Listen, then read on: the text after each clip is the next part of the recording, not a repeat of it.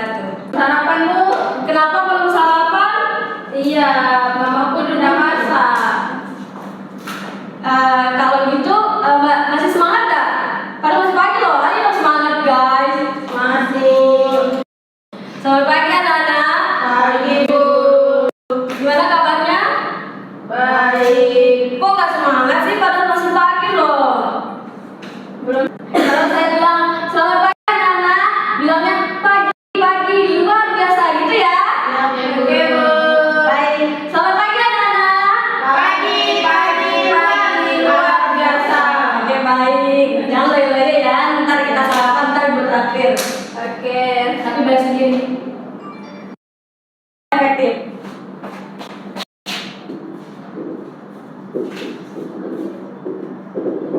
Ada yang tahu tidak itu kalimat efektif? Tidak tahu.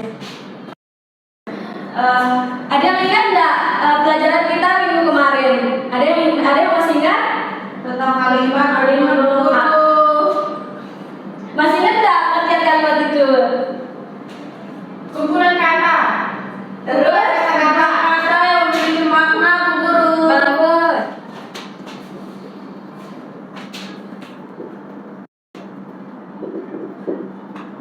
Nah, jadi pelajaran kita minggu lalu itu sangat berkaitan dengan minggu yang ini, minggu sekarang. Yang kemarin itu kita mempelajari kalimat yang artinya yang memiliki makna kalimat adalah kumpulan kata yang memiliki makna. Sekarang kita akan mempelajari kalimat efektif.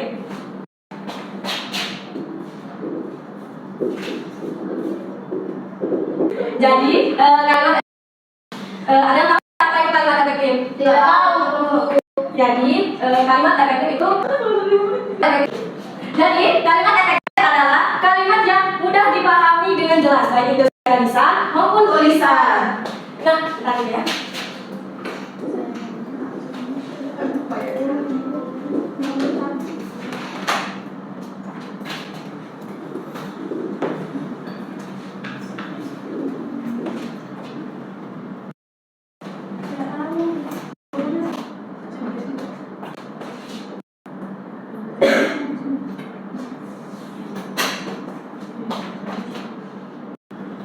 Nah, dari pengertian kalimat efektif tersebut, apa manfaatnya kita belajar kalimat efektif? Ada yang tahu manfaat belajar dari kalimat efektif?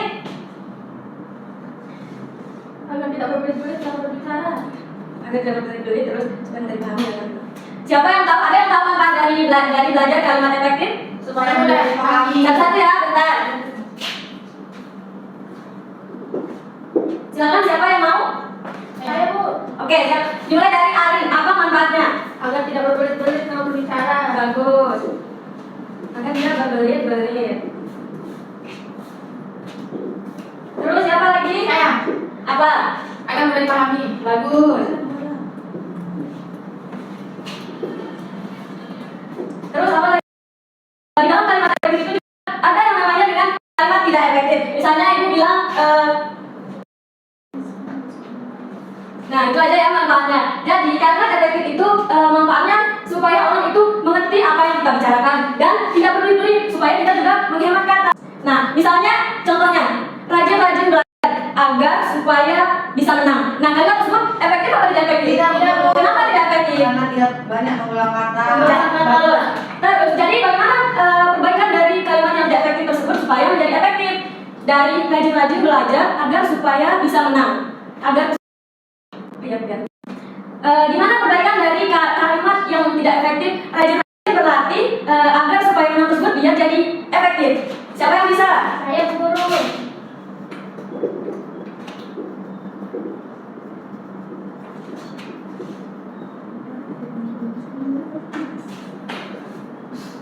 Nah, dari kalimat ini apa yang membuat dia tidak menjadi kalimat efektif? Ada yang tahu? Supaya dan agarnya. Bagus. Ini adalah bentuk dari pemborosan kata. Soalnya ciri-ciri dari kalimat efektif itu adalah kita harus menghemat kata. Jadi kata ini dihilangkan satu. Siapa yang bisa biar dia jadi kalimat efektif? Saya. Rajin-rajin belajar agar menang. Bagus.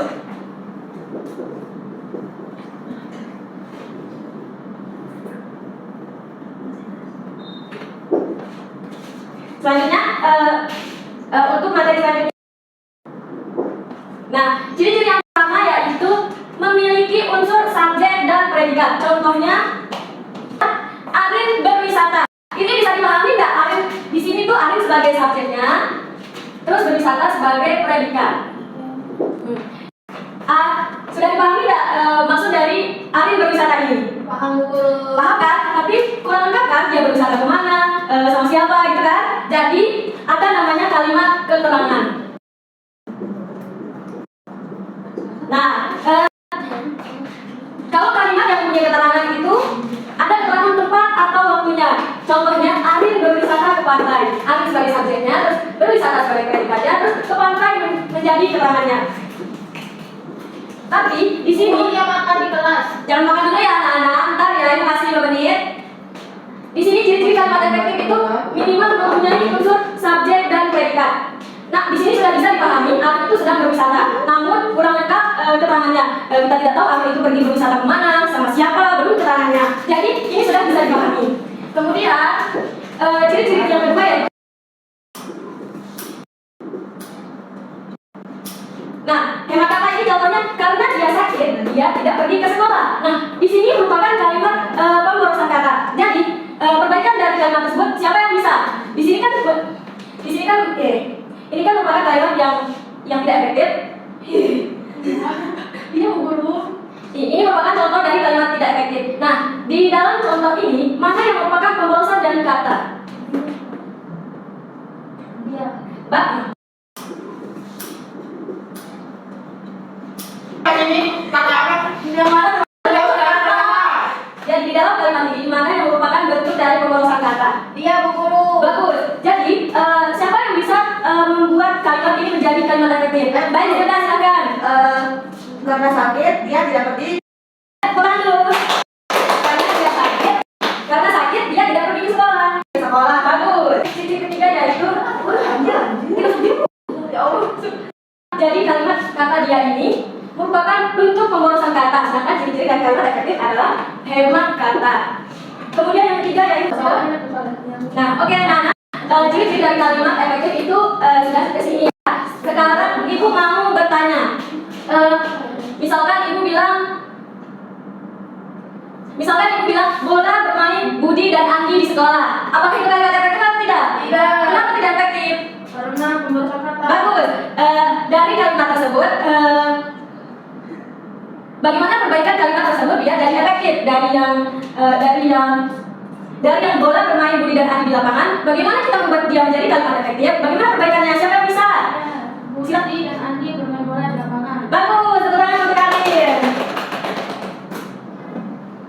Satu lagi ya.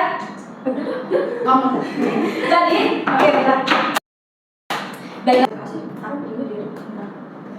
Kesimpulannya jadi kita harus berbicara menggunakan kalimat efektif supaya orang itu mudah paham, terus menghemat kata dan tidak melakukan pemborosan kata. Jadi sudah sampai sini materi kita pada pagi hari ini. Tetap semangat dan rajin belajar ya anak. Jangan kalian malas, kita sudah mau UAS. Oke Bu Guru. Sekian, ibu tutup ya. Sekian, assalamualaikum warahmatullahi wabarakatuh. Bye.